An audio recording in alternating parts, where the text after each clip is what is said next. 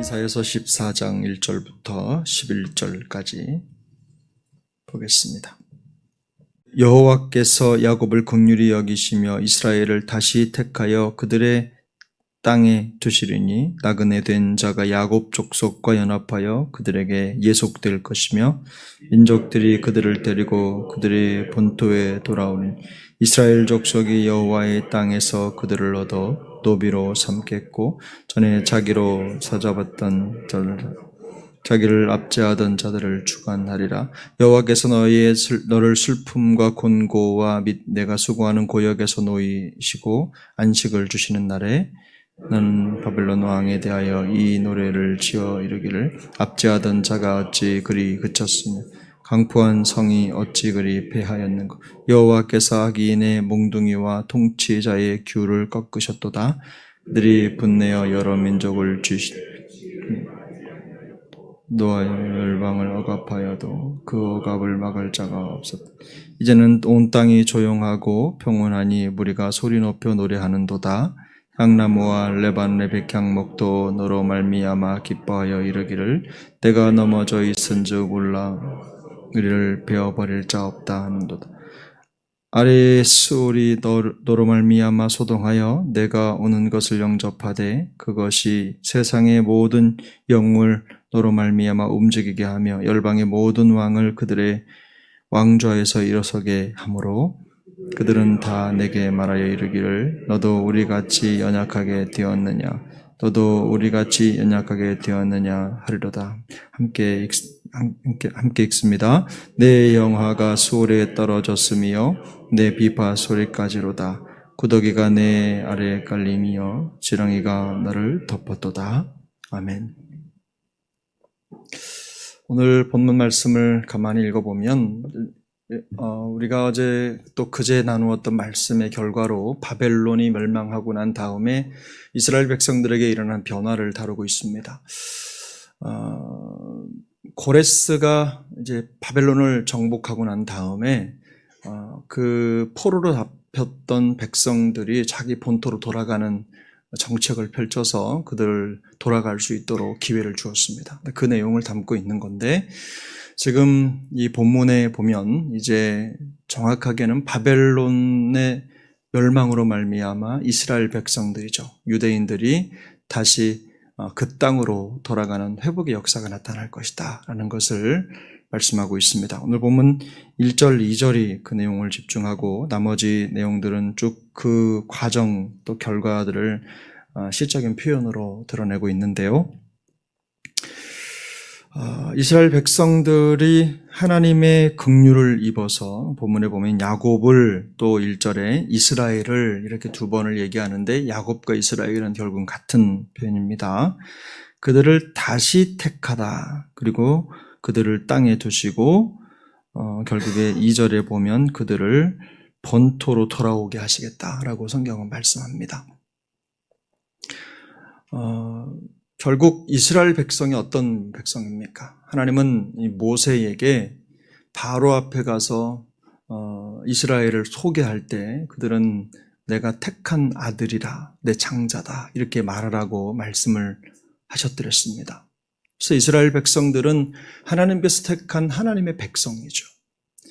그런데 이 백성이 그 백성됨을 온전히 누리지 못하고 특권을 누리지 못하고 결국은 모든 것을 빼앗게 됩니다. 왜 그렇습니까?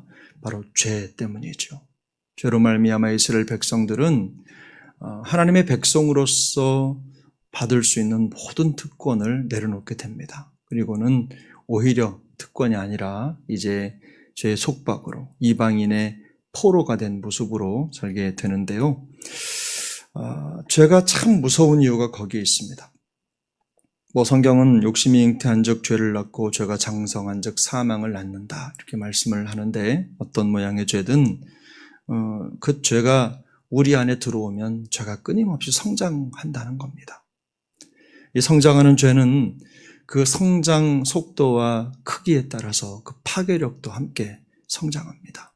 그래서 결국에는 이 죄가 우리를 망가뜨리는데 처음에는 대수롭지 않게 여겼던 죄의 문제가 결국은 한 민족을 무너뜨리고, 한 사람뿐만이 아닙니다. 한 민족을 무너뜨리고 나라를 무너뜨리고 종국에는 정말 참혹한 미래를 결과를 얻게 된다는 거죠. 그래서 성경은 이 죄의 파괴력과 영향력을 알고 있기 때문에 우리 그리스도인들에게 죄를 멀리하라고 얘기해요. 어떤 모양이라도 죄의 모양은 버리고 또 피 흘리기까지 죄와 싸우는 것이 성도의 삶이라는 것을 강조합니다. 그래서 죄는 틈이 있는 곳이면 어디든지 스며듭니다. 예전에 우리 어릴 때 저도 어렴풋한 기억에 창호지로 문을 발라서 거기에 바늘구멍이 황소구멍이라고, 여름에는 몰라도 겨울에는 그 작은 구멍 하나로 바람이 들어와서 춥지 않습니까? 그런 것처럼 우리의 마음속에 혹은 여러 경로를 통해서 죄가 스며든다. 우리가 보고 듣고 또 느끼고 하는 모든 것들, 우리가 가지고 있는 하나님이 주신 감각기관들이 결국은 죄가 들어오는 통로가 될 수 있다는 것이죠. 그래서 일단 들어온 죄는요, 암세포처럼 우리 안에 자리를 잡게 되고 또 우리 안에 있는 모든 것들을 삼키게 됩니다. 요즘에는 휴대폰이 모든 걸 삼키는 블랙홀이라고 하죠. 카메라도 삼켰고 또 요즘에는 모든 컴퓨터도 휴대폰에 다 들어가 있고 또 세상의 모든 정보를 손안에서 볼 수도 있을 뿐만 아니라 컴퓨터가 이제는 우리의 뇌까지도 삼켜서, 여러분 예전에는 잘 기억하던 전화번호조차도 요즘엔 기억이 잘 안 되시죠? 나 대신 기억해주는 사람이 있으니까, 물건이 있으니까. 저도 그렇습니다. 이제는 전화번호 참 잘 외웠는데 요즘에는 전화번호 물어보면 휴대폰 꺼내서 눌러야 생각이 나는 거죠. 보이는 거죠. 이만큼 휴대폰이 모든 걸 다 삼킵니다. 이런 것처럼 죄가 우리 안에 들어오면 죄는 무한 번식합니다. 그래서 일단 이 죄가 우리 안에 들어와 번식하고 가지를 치고 성장하면서 우리 영혼을 망가뜨리고 피폐하게 만드는 것이죠. 그래서 이 사소해 보이는 죄라도 우리가 경계를 늦춰서는 안 되는 것입니다. 그러면 우리는 어떻게 이 죄가 우리 안에 들어오는 것을 막을 수 있을까요? 성경은 명확하게 말씀을 하는데요. 디모데전서 6장을 보면 오직 너 하나님의 사람아 이것을 피하고 의와 경건과 믿음과 사랑과 인내와 온유를 따르며 믿음의 선한 싸움을 싸우라. 영생을 취하라. 이를 위하여 내가 부르심을 받았고 많은 증인 앞에서 선한 증언을 하였도다. 그리고 디모데후서 2장 22절을 보면 또한 너는 청년의 정욕을 피하고 주의 깨끗한 마음으로 부르는 자들과 함께 의와 믿음과 사랑과 화평을 따르라. 이렇게 말합니다. 제가 언젠가 설교를 하면서 말씀을 드렸던 기억이 나는데요. 우리가 죄를 피하고 이 땅에서 성도의 삶을 온전히 살아가기 위한 공식이 있다면 제가 일명 뭐라고 말씀드렸죠? 피따 공식이라고 말씀을 드렸어요. 피하고 따르라. 이 피한다라는 것은 도망한다는 뜻입니다. 죄가 싸워서 죄가 올 때 그건 내가 좀 이길 수 있지 이렇게 생각하는 생각 자체가 지혜롭지 못한 생각입니다. 성경은 우리의 습성을 알기 때문에, 인간의 습성을, 이 죄의 습성을 알기 때문에 죄가 있으면 마치 습기를 빨아들이는 종이처럼 쑥쑥 빨아들이기 때문에 피하라고 말씀하시는 겁니다.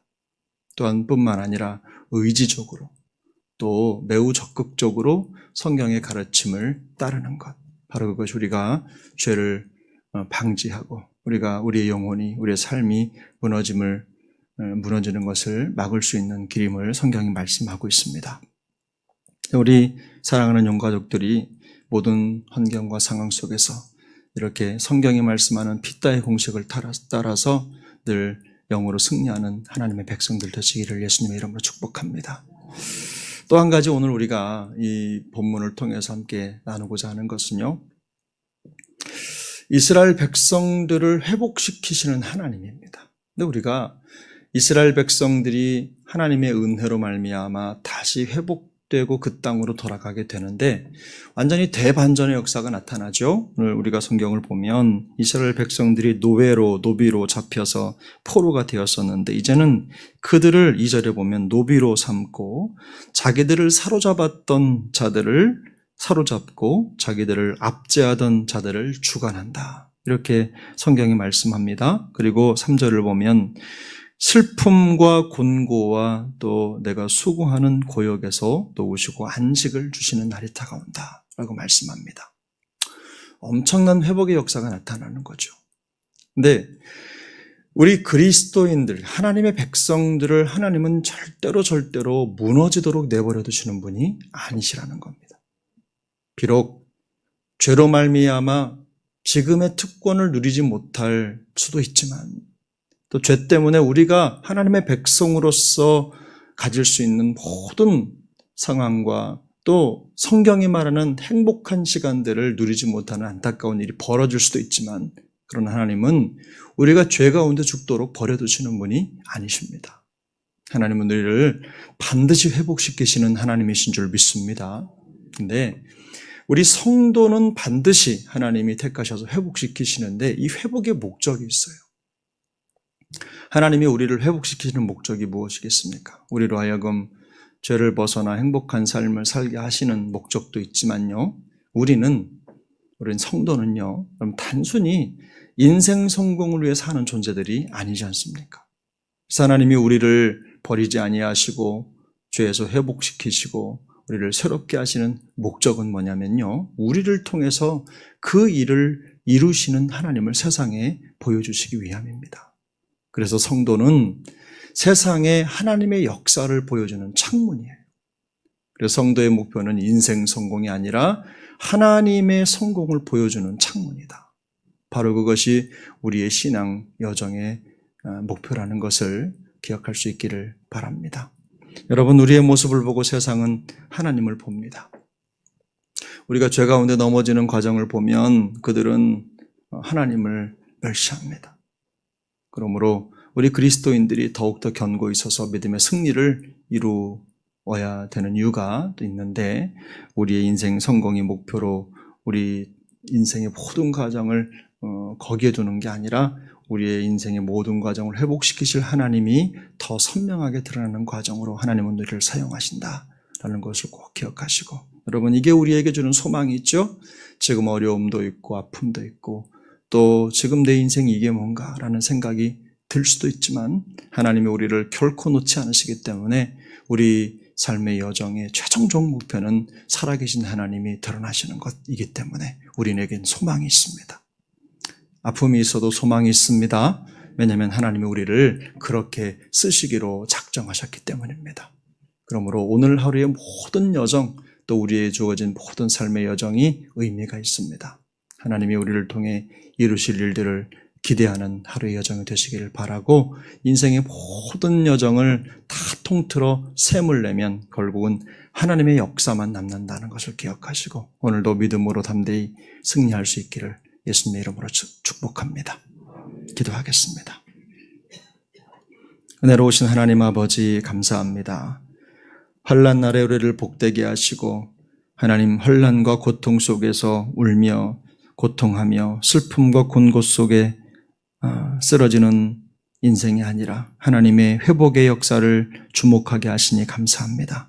우리를 도우실 하나님, 우리를 결국에는 일으키실 하나님을 바라봅니다. 오늘도 죄 때문에 우리의 연약함 때문에 받을 수 있는 상처와 아픔도 있겠지만 그러나 그럼에도 불구하고 우리를 놓지 아니하시고 회복시키셔서 하나님의 성공을 하나님의 역사를 세상 가운데 우리를 통해 보여주시기 원하는 하나님의 놀라운 섭리를 깨닫게 해주셨사오니 오늘도 담대히 믿음의 여정을 이어가게 하여 주옵소서. 오늘 우리의 모든 삶의 여정을 통하여 이 세상에 하나님이 살아계심을 선포하는 주의 백성의 삶이 되도록 주께서 도우시고 역사하여 주옵소서. 도우실 줄 믿고 존귀하신 예수님의 이름으로 기도하옵나이다. 아멘. 하늘에 계신 우리 아버지여 이름이 거룩히 여김을 받으시오며 나라가 임하시오며 뜻이 하늘에서 이루어진 것 같이 땅에서도 이루어지이다. 오늘 우리에게 일용할 양식을 주시옵고 우리가 우리에게 죄 지은 자를 사하여 준 것 같이 우리 죄를 사하여 주시옵고 우리를 시험에 들게 하지 마시옵고 다만 악에서 구하시옵소서. 나라와 권세와 영광이 아버지께 영원히 있사옵나이다. 아멘.